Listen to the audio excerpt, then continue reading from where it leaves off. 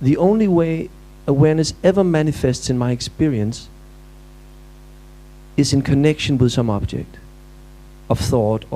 I know I'm aware only when there's something I'm aware of. No. No? No.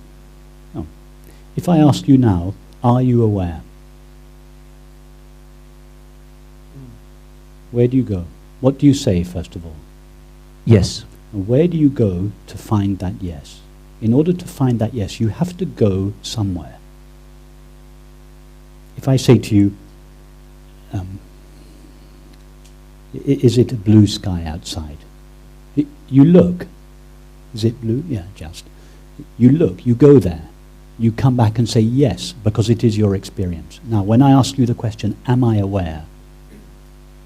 You don't go back to what your parents told you. You don't go back to what you read in a book. You go to your experience. Where do you go?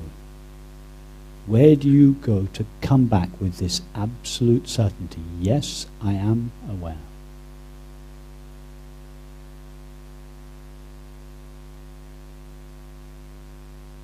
Did you go to the sensation at the soles of your feet and think, oh yes, they're tingling, therefore I must be aware? No, I get your point. I just experience being aware. Okay, Yeah. What is it that experiences it? You're right, you go to the experience of being aware. Who has that experience? Or what has that experience? I can only say awareness itself. Perfect. Now, what does awareness have to do to be aware of itself?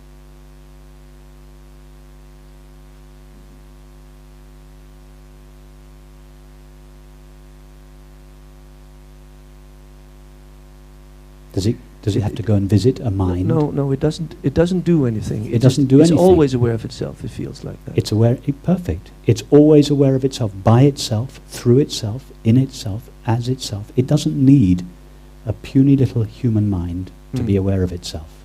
Its nature is to be aware. It is pure knowing or aware being. It doesn't need the agency of a mind or a body to know itself. So this is where it sounds a little dual to me. It becomes like, okay, there's awareness, and then there is body-mind as something other. You're right. At this stage, in order to focus our attention on the nature of awareness, we are slightly artificially separating awareness out from the body-mind world. We're putting the body-mind world on one side, putting what we are aware of on one side in order just to be able to focus on awareness.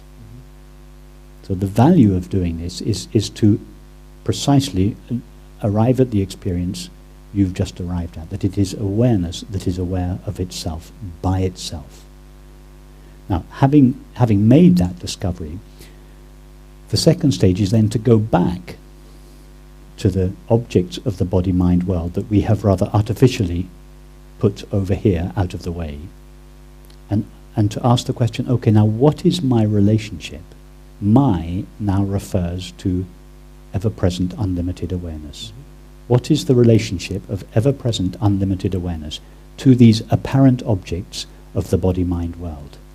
And then we see, from the point of view of awareness, as we just did previously with the image and movie, screen and image metaphor, from the point of view of awareness, awareness doesn't experience the objects of the body-mind world separate from itself. That was just a pedagogical step which the teaching takes in order to focus on our essential nature. Having done that, we have to abandon that approach because it is a limiting and, as you rightly say, a dualistic approach. We then come back to the experience of the body-mind world and see, actually, I have never experienced a world the way thought normally conceives it.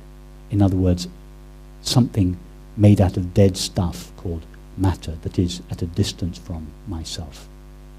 All I, awareness, knows is the experience of seeing, and the experience of seeing is intimately pervaded by myself. All I know of the world is the experience of seeing, hearing, touching, tasting and smelling. And all these are made out of is the knowing of them. I, awareness, am that knowing. In other words, when I experience the so-called world, I'm just experiencing myself. I don't experience a world, an object, a self, a body. Experience for awareness is much more intimate than that. So first we separate awareness from its objects in order to spend some time exploring the nature of awareness, and then we collapse. In fact, we don't collapse the distinction because it was never really there. But we see that actually experience is not inherently divided into these two parts: a subject, awareness, and the objects, the body-mind world. It is not two, no subject and no object. And that is your experience. Look around you now. What do you know of a room or a world now? The experience of seeing and hearing and touching. Yes. Yes? Now go into the experience of seeing, hearing and touching. Do you find anything there other than the knowing of them? No. And that knowing is yourself. All you find of a body-mind world are the experience of thinking, sensing and perceiving. And all we know of thinking, sensing and perceiving is the knowing of them. You are that knowing. You only ever know or come in contact with yourself.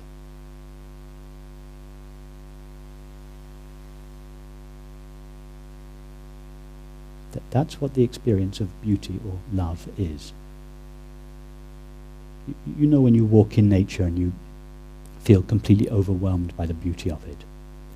What's happening then? Of course, we don't rationalize the experience to ourselves, but what's happening in that moment is that the separate subject and the separate object are collapsing. And we feel totally, you feel totally melted into the landscape. You feel totally one with everything. Yes, that is a collapse of the self that sees and the object that is seen. The experience of love is the same. When you fall in love with someone, do you not feel that you kind of lose yourselves in each other? I don't just mean just falling in love. The experience of love, of friendship. You feel one, intimate, close. It's the collapse of the subject-object relationship.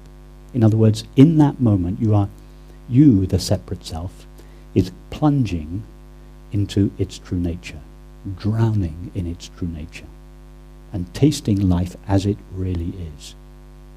When the mind comes back again, it says, I love you, because that's the only language the mind knows. That object is beautiful. No, objects are not beautiful.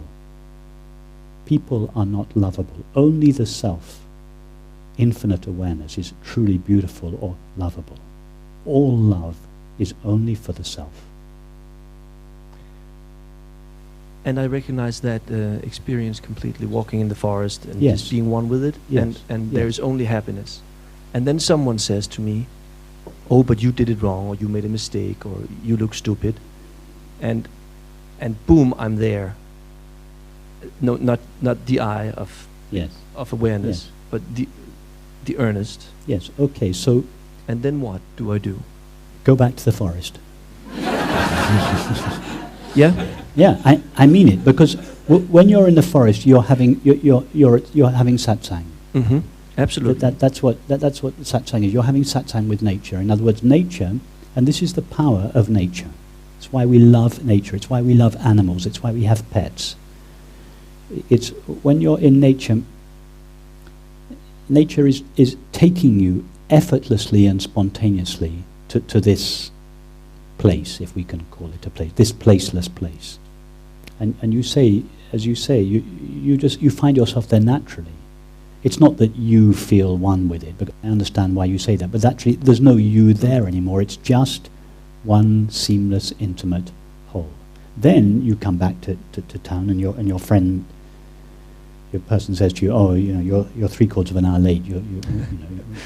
Very realistic. And immediately you seem to contract back into that separate self again. So just keep going back to satsang. Okay. That means to whatever it is that takes you not intellectually or theoretically, but takes you in your actual experience to your true nature.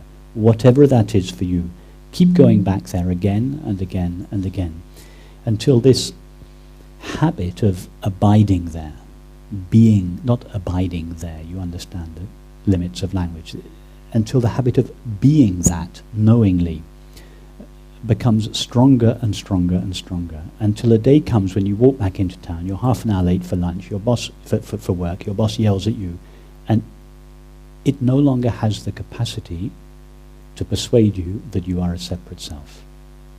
You hear your boss, you apologize for being late, you make up an excuse about the traffic, you just go to work, but you don't lose the intimacy of your own being.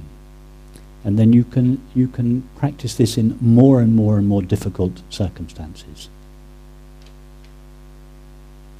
And life very often presents us with more and more difficult circumstances. You know, your girlfriend starts flirting with the next door neighbor, and then it gets really difficult. That has the capacity to make you feel like a very separate person again.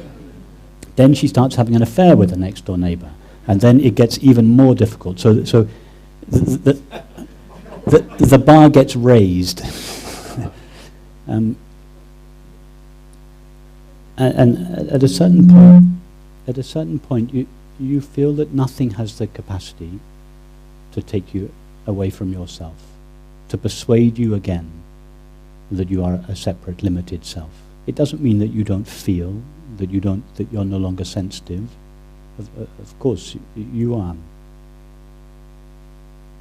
But it becomes less and less possible for an event in the mind, the body, or the world to persuade you to go back to the old way of thinking and feeling, and therefore acting and relating on behalf of a separate, limited self.